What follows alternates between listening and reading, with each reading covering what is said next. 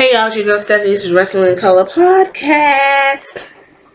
Make sure you thumbs up this video. Make sure you are following me on my platforms, my Instagram, Twitter. I got a Pinterest and all of that. Make sure you subscribe. Did I say that? Yeah, well, make sure you do it. How about that? Okay?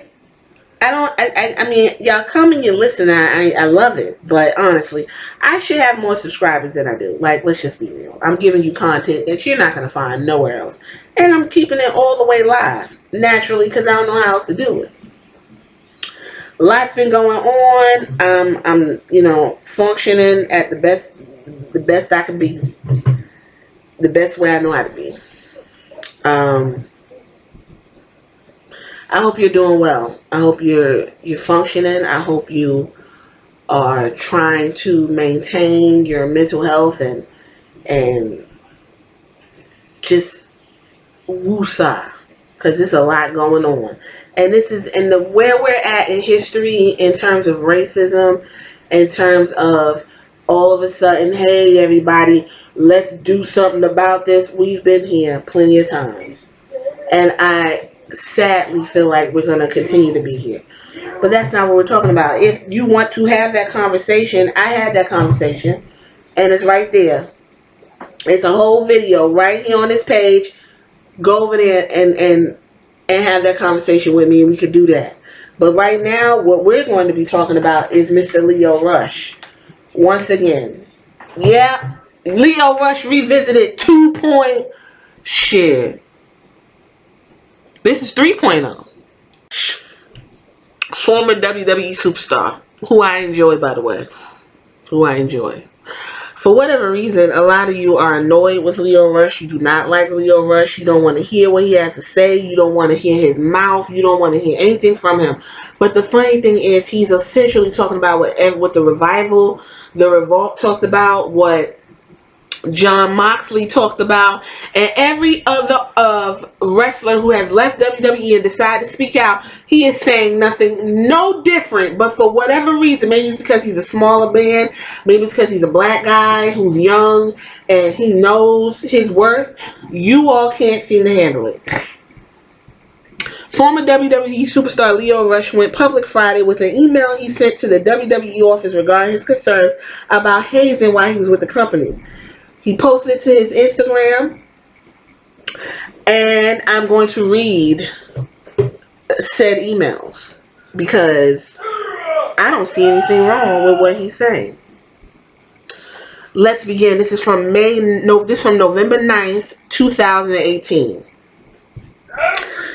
Dear, and whoever he's writing this to is black, whited out. So, dear blank. I would like to bring to your attention behavior that has escalated over the past 2 weeks. The situation started with a fairly mellow conversation with blank after a bus ride. I gotta put my glasses on, sorry. After a bus ride, he pulled me to the side and explained how it's expected as a gesture of respect for new wrestlers to offer beers and drinks to the guys who've been here longer, and asked that I also help carry coolers off the bus. I didn't think much of it until another conversation was brought to me by one of the blanks, who reinforced what blank had said and advised me that it was in my best interest to comply, as well as telling me that new wrestlers are expected to carry the older guys' bags off and from underneath the bus. The situation took a more negative turn when blank approached me about the same subject during my personal time and added the warning that other wrestlers are talking negatively behind my back because of my unwillingness to hand out alcohol and carry other wrestlers' bags. The situation drastically escalated at the Bologna live event 20 minutes before I was scheduled to perform. Once again, blank pulled me to the side and in gorilla, telling me that the other wrestlers are continuing to talk negatively about me and advised that I comply with the demands of the other wrestlers. Furthermore, He told me that a female wrestler had accused my fiance of entering the female locker room. The negative gossip surrounding my name has escalated to outright lies in order to damage my professional reputation. At no point did my fiance enter the female locker room or any other locker room for that matter. WWE security were witnesses to myself and my fiance waiting in the stands pre-show for 4 hours. As for the continued harassment to serve other wrestlers with beer and carry their luggage, I fundamentally disagree with this type of hazing. It's not within my job description or contract to perform duties of this kind. I would like it to be noted that I don't consider myself above any particular type of task. When breaking down rings at the NXT was part of my duties, I perform all duties happily and professionally. However, what I am being told to do here is degrading and unprofessional. I don't believe that any of us are above or below each other. No one should be asked to serve another person or carry their belongings. But I feel very strongly about this matter, being a young African American male. I find these demands to be racially insensitive. I feel that my non-compliance has resulted in an escalating harassment that I find to be unacceptable. I would like to discuss this matter with you in person as soon as possible. I appreciate your time. He went on to say in his Instagram, far too long I have dealt with a lot of bad publicity, rumors, and stories on the internet that attack not just me as a wrestler, but attack my integrity. The attacks on my character have gone too long without my side being heard. With everything going on in the world and a lot of social issues being brought to the forefront, I have to empower others by empowering myself. How can we expect change without sharing the experiences that illustrate the insensitivities that divide us? Please be clear. I am in no way insinuating that the WWE is a racist company, nor am I commenting on the racial attitudes of any of the company's individuals. However, this email shows that I express concerns of racial insensitivity and my feelings as a young African American male to the WWE during the incidents that have brought so much negativity to my name. Our lives begin to the day the end. Wait, our lives begin to end the day we become silent about other things that matter. And that's a Martin Luther King quote. You go read the comments. He's being called a pussy, a punk. Oh, you stupid! Shut up! Why you talking? You can't wrestle. All of it. It turned into a whole bullying session. Here's another example. The unwillingness to pay your dues in a business based on tradition led to your release in the first place. You were so content loving your grievances swept under the rug until you come to the realization that the company will never take you back.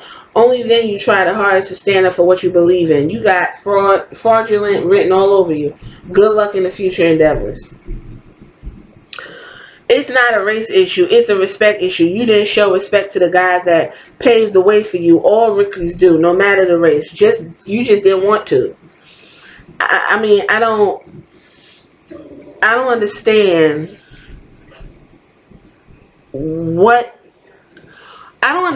what it is with sports and hazing. We just had a wrestler kill herself because she was bullied to death on the internet. Kids get bullied in school, and I know since the pandemic and school's out that the kids who do get bullied are probably just breathing a sigh of relief. We had heard stories of Randy Orton putting his hands down his pants, gripping his sweaty dick, and shaking hands of writers, and he thought that was funny. We had stories of Mark Henry getting someone, X-Pac, taking a shit on his food. You got them talking about having to carry luggage, having to buy drinks, having to do all of these things just to make older wrestlers feel like they still have some type of power. You have a locker room leader who sees this and will say, hey man, don't do that. You don't got to deal with that. You don't got to deal with it. But from what it looks like, you are forced to deal with it. You're forced to deal with hazing and being roughed up and, They do the same shit in frat houses and sororities, to the point where the schools have to remove the fraternity and sorority off of campus because y'all just got to haze. It's a power struggle. It's a superiority complex.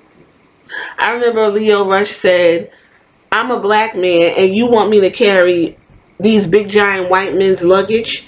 Do you know how that looks? Especially to the character? Remember y'all said, how is Akira Tozawa losing on Raw, but he's in the middle of a tournament for the Cruiserweight Champion, and how stupid that looks? How are you supposed to take him seriously as Bobby Lashley's manager when you see him in real life walking behind some 7'5" white man carrying his luggage like a bellhop?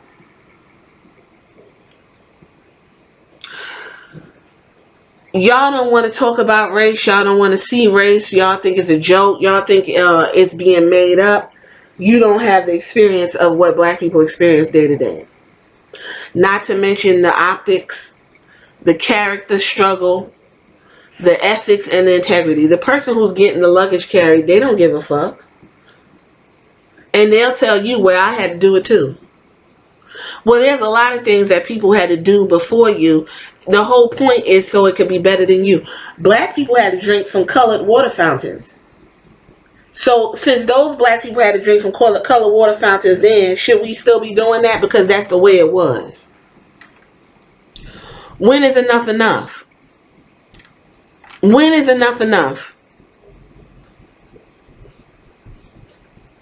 He's talking about Mark Henry in that email.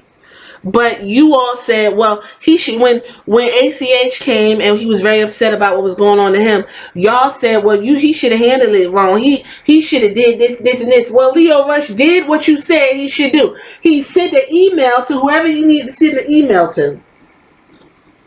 And apparently the situation didn't get rectified because, they said the pandemic was the reason why he got fired. No, they're not going to take him back. And he said he's not interested in going back in the WWE. So I don't know why y'all, getting that to got that from this.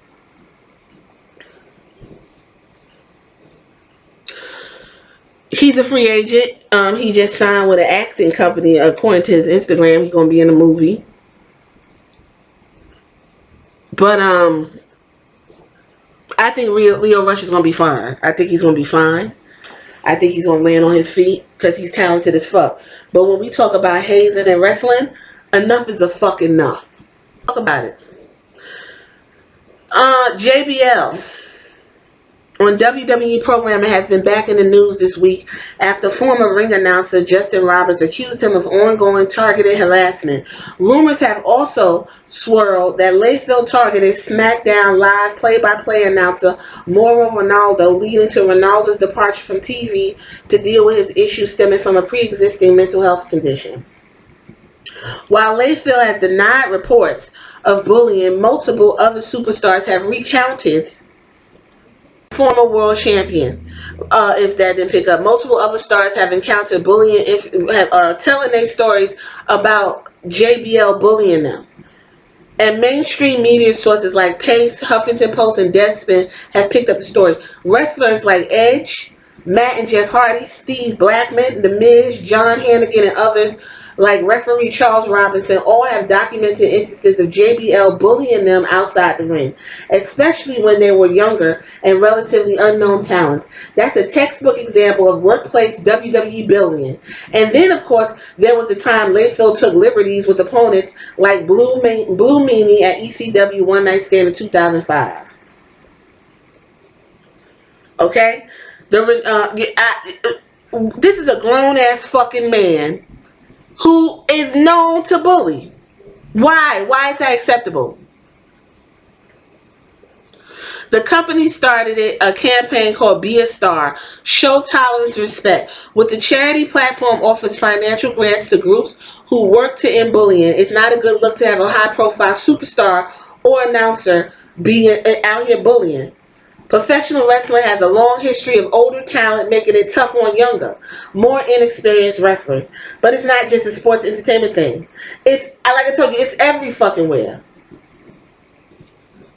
In NFL, rookies are reported that they were required to carry veterans' football pads or pick up outrageously expensive bar tabs. Of course, just like WWE, none of this conduct is officially sanctioned. It's often explained as boys will be boys mentality. Same way y'all explain rape, sexual misconduct. And I'm not just talking about rape of girls. I'm talking about rape of boys and men as well. But recognized that for sure is the excuse. In professional work environment, none of Bradshaw's behavior would be tolerated. If that man was in a regular workplace, he would be fired. But because it's wrestling, it's okay. It's disgusting. Article talking about 15 craziest backstage hazing stories, and we gonna go through them. Because I half of this stuff I ain't never even heard. Who the fuck finna deal with this? It's bad enough you got to go out there, put your body on the line, and try to enjoy your art and have a good time. And then when you go in the back, you got to deal with a bunch of grown, funky ass, crazy, drugged up idiots who want to add to it. Really? Let's go through it. Scott Steiner is a disturbed man. This is number 15. Scott Steiner does not look like a friendly guy.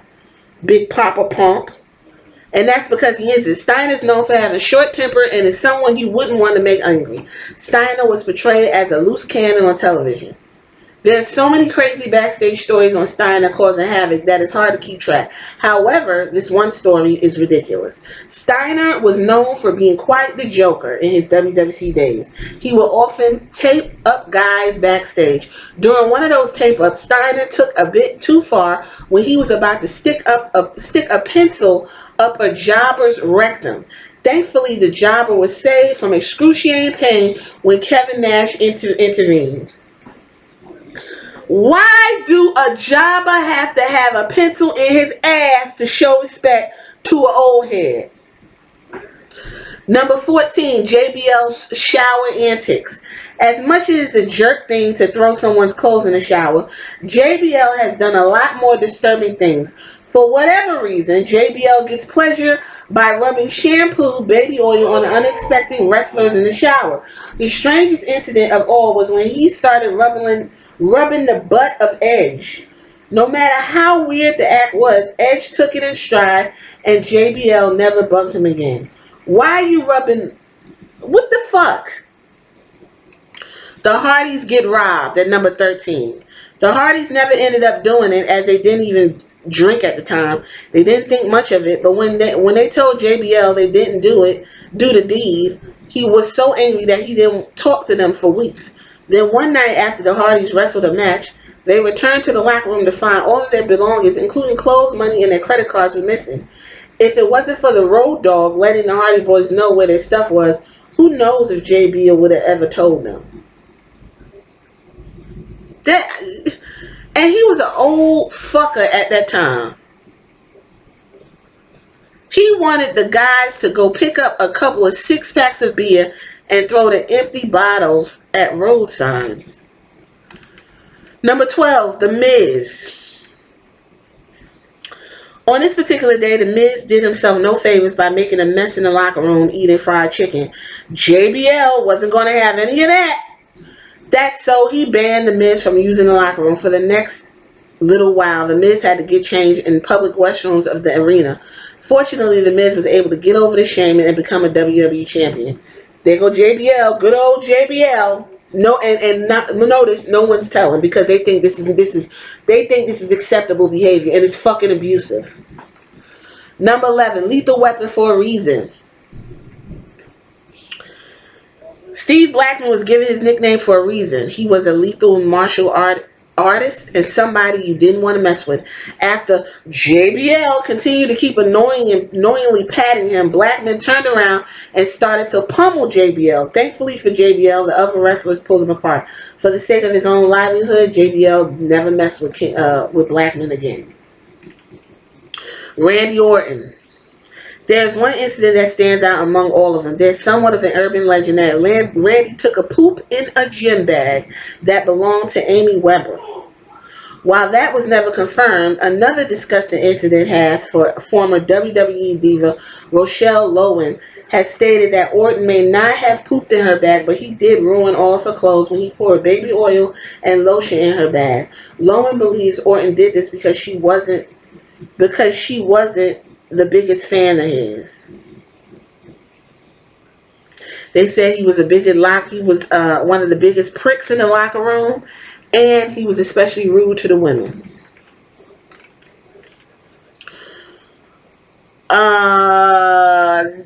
Then we going into number 9. At this point, it's clear JBL is a bully. Okay? During the 2008 tour of Iraq, JBL was especially feeling like causing some trouble. Early in the tour, he pulled a bag with ice cream on a sleeping Lillian Garcia. JBL next targeted victim was former ECW announcer Joey Styles. Now, this is a grown fucking man, okay? At 6'6", JBL towered over the much smaller Styles, which made him a perfect victim. JBL hounded Styles on all tours with abusive insults. JBL poured a drink on him. It got to the point where Styles couldn't take it anymore. The two men started to get into a scuffle, but as the other wrestlers were pulling apart, Styles was able to land a haymaker. Although the punch didn't knock JBL out, it drew blood and in no doubt embarrassed JBL. If only more guys like Styles stood up. After that, he left him alone. WWE bullies ECW. It seems the former WCW employees who got it worse were referees Billy Silverman, who was forced to carry luggage bags of alcohol on a tour, which actually ended up badly injuring his back. Charles Robinson probably got it worse as he was stripped naked, bound to a cart, and paraded into the middle of the arena just so the crew could have a laugh. Bob Holly might be a close second. He's known for being very stiff in the ring to young wrestlers, which he claimed toughens them up. Holly especially loves to dish out pain to rookies, most notably beating the hell out of Tough Enough winner Daniel Pruder in 2005. However, Holly's biggest butt kicking didn't take place in a Raw match. Holly was a trainer during the first seasons of Tough Enough. During a training session with eventual Season 3 winner Matt Capelli, Holly went on a rampage. He beat the Pope out of the man, kicked him in the ribs, as well as stomping on his face. After it aired on television, it did brew up controversy, but Holly had absolutely no regrets about the beatdown. Mr. Fuji. During his career, he managed Bob Orton's, The Powers of Pain, Yokozuna, just name a few. But Mr. Fuji also remembered for being somebody who other wrestlers feared. They didn't fear Mr. Fuji because he could beat them. They feared him because he was the master of ribbing and hazing. There are endless amounts of hazing stories, but the one of the best involves Lex Luger. Mr. Fuji wasn't happy with the newcomer's attitude, so Luger kept to himself and never even introduced himself. One day, Mr. Fuji invited Luger to a restaurant for lunch. During the course of the meal, Mr. Fuji urinated on Luger while they were sitting at the table. Surprisingly, Luger did not retaliate, as he was probably afraid of what else Mr. Fuji would serve up his sleeve. So you mean to tell me you in a restaurant and you let a grown man piss on you? I'm fucking floored. Fabulous Moolah, we already know. Fabulous Moolah ran a wrestling school alongside her husband in the 70s and 80s. To say she didn't show a great deal of respect to her trainees would be a huge understatement. Not only was she known for abusing the students, she also stole money from them. However, the worst act was the fact that she forced students to perform sexual acts on other wrestlers against their will. X-Pac and his fascination with feces. Wrestlers aren't known for being mature. This one guy loved using his own fecal matter to rib other wrestlers. And that was X-Pac. Sable was one wrestler in particular that X-Pac felt deserved some punishment. During the height of the Attitude Era, Sable was known for trying to take all the credit for the high ratings and it didn't sit well with the boys. Now, if you remember Sable, she just was flat, blonde, with these big, giant, rock-hard titties. One particular night, on a WWE European tour, X-Pac pooped in a cup and managed to get it into Sable's travel bag. So for the entire flight across the entire Atlantic Ocean, Sable had X-Pac shit stinking up her personal belongings. When she opened her bag, she was obviously horrified, and she threatened to get a DNA test on the waist to see who was the culprit. That's fucking disgusting and stupid. And they also said X-Pac shit in Mark Henry's food. And someone told Mark Henry because he was finna eat the sandwich that X-Pac smeared the shit in. Bill Dermott abuses trainees. Bill Dermott took over the head as a trainer for WWE Developmental. Everything seemed to be going smoothly as NXT became the WWE best developmental system. However, in 2015, a letter was made public by a former NXT trainer stating that Dermott was nothing but a bully during his time as a trainer. In the letter, it stated Dermott was physically and verbally abusive, at one point even forced the wrestlers to train naked. One trainee in particular that Dermott loved to abuse was Enzo Amore. Dermott would constantly slap Amore across the face if he did a move wrong. Although Dermott denied all allegations and he resigned as an NXT trainer in 2015. If you watch Tough Enough, I believe everything Enzo said because that man's on Tough Enough and he's abusive. Justin Roberts. There was one incident in particular that really upset Roberts. During an overseas trip, JBL had someone take Roberts' passport. Without a passport, Roberts missed a flight home from the United Kingdom. Roberts had to make his way to the U.S. Embassy in order to finally make it back. JBL denies having any part in the theft, but evidence says otherwise. I'd have beat the fuck out of JBL. Number 1, Coach gets arrested.